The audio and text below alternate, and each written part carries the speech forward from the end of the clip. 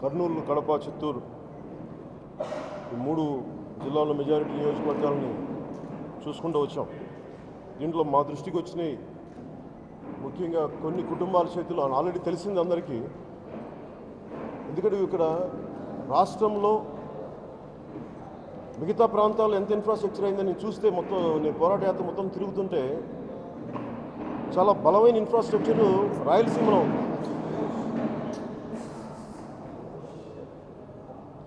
చాలా బలమైన infrastructure, roads and development, roads చాలా అద్భుతమైన రోడ్స్ ఉన్నాయి రాయలసీమ. కానీ ఇక్కడికి పరిశ్రమలు రావడానికి, రాకపోవడానికి, అభివృద్ధి జరగకపోవడానికి కేవలం నీళ్లు లేవు, ఇది తొండలు కూడా గుడ్లు పెట్టవు అనే ఇలాంటి ఒక రాంగ్ ఆలోచన విధానాన్ని అందరూ చేశారు. అంటే మా దృష్టికి వచ్చింది చూస్తే ప్రజలు ఈ రోజున ఇంతమంది రోడ్ల మీదకి వచ్చి ఇంత బలమైన మాకు సపోర్ట్ చేస్తున్నారు, ఆదరణ ఇస్తున్నారంటే నిజంగా విసిగిపోయినారు. స్థానికంగా ఇంతమంది ముఖ్యమంత్రులు వచ్చిన ప్రాంతం ఇది. అభివృద్ధి కేవలం కొన్ని కుటుంబాలకే పరిమితం అయిపోయి అభివృద్ధి అందరికీ దూరం అయిపోయేటప్పటికి ఈ రోజున ఈ జనరేషన్, ఈ తరం చాలా బలంగా మేల్కొని ఉంది. దాంట్లో మా దృష్టికి వచ్చినాయి వనరుల్ని వాళ్ళ కన్వీనియంట్ ఉన్న పరిస్థితుల్లోనే వాడుకుంటున్నారు. కానీ రాజకీయ వ్యవస్థ, ఇక్కడ స్థానిక రాజకీయ వ్యవస్థ ఎక్కువ మందికి వెళ్ళట్లేదు, మెజారిటీ ప్రజలకి. అలాగే ముస్లిమ్స్ దృష్టికి వస్తే రాయలసీమలో ముస్లిం పాపులేషన్ ఎక్కువ, కానీ అత్యంత కడుబీదరికం ఎక్కువ రాయలసీమలో ఉంది ముస్లిమ్స్లో. మిగతా కోస్తాల్లో కూడా కంపేర్ చేస్తే ఇక్కడ అత్యంత దారుణమైన పరిస్థితుల్లో ముస్లిమ్స్ ఉన్నారు. ఎంతసేపు ముస్లిమ్స్ని ఓట్ బ్యాంక్గా చూసే పరిస్థితులు ఉన్నాయి. ఇవి మారాలి. కొన్ని కుటుంబాల చేతులు ముస్లింలు కూడా నలిగిపోతున్నారు. వీటిని కూడా మేము దృష్టిలో తీసుకున్నాం. అలాగే వ్యవసాయానికి సంబంధించి మేము అనంతపురం వెళ్ళినా, ఎక్కడికి వెళ్ళినా, అన్ని జిల్లాలకు వెళ్ళినా నాయకుల పొలాల్లోకి వచ్చినంత నీళ్లు మిగతా రైతుల దగ్గరికి రావట్లేదు. దీన్ని కూడా మా దృష్టిలోకి వచ్చింది. అలాగే మేము తీసుకున్న బలమైన నిర్ణయం ఇక్కడ ఉదాహరణకి విజయ డైరీ ఇది కానీ, అలాగే మన షుగర్ ఫ్యాక్టరీ కానీ, చిత్తూరు షుగర్ ఫ్యాక్టరీ కానీ, ఏ మూలకెళ్ళినా స్థానిక సహకార సంస్థలను చంపేస్తున్నారు. చాలా మెథాడికల్గా 2 దశాబ్దాల నుంచి జరుగుతూ ఉంది. జనసేన మనది నమ్మేది we are socialist democracy. It's not a pure capitalistic democracy కాదు. మన కులాల ఆధారిత సమాజం మంది. ఎందుకంటే కొన్ని కులాలకి తక్కువ జనాభా, ఎక్కువ సంపద కొన్ని కులాల మధ్యలో ఉండిపోయేటప్పటికీ ఉన్న కొద్దిపాటి సహకార సంఘాలను కూడా చంపేస్తే అది కులాల తాలూకు అనైక్యతకు దారితీస్తుంది.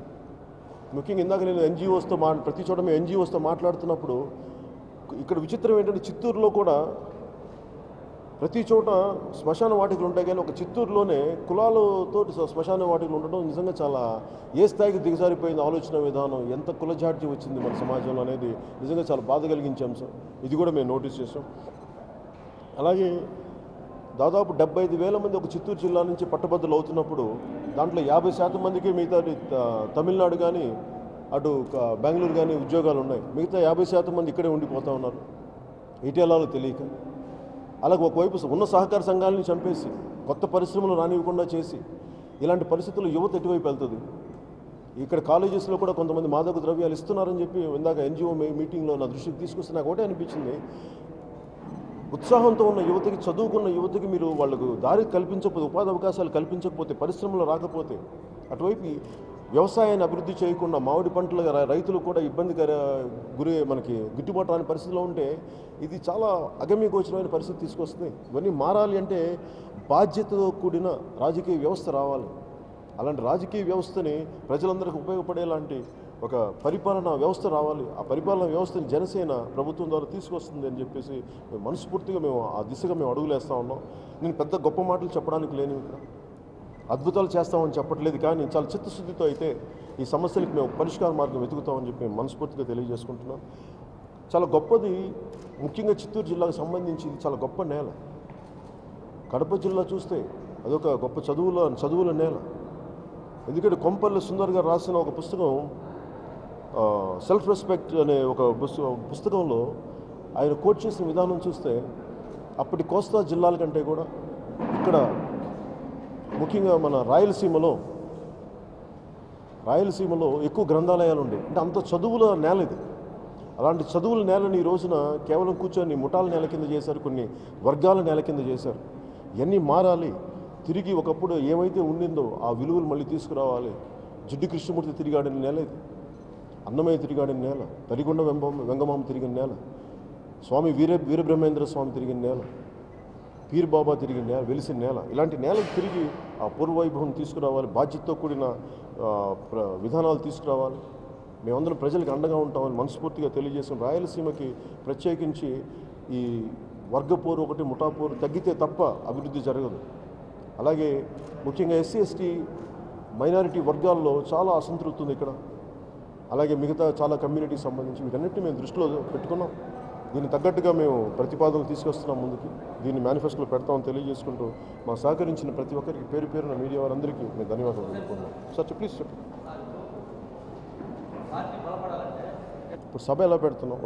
మాదైనా ఒక అంతర్గతమైన కమిటీలు ఉంటాయి అంటే అలా కాదు. లేదు, మేము కమిటీలు చేసాం, మీ దృష్టికి రాలేదు. మేము పార్లమెంటరీ కమిటీస్ వేసాం. నాకున్న సమస్య కూడా చెప్తాను. మిగతా పొలిటికల్ పిల్లలు ఉన్నారు, కొత్త తరం అవేకెన్ అవుతూ ఉంది.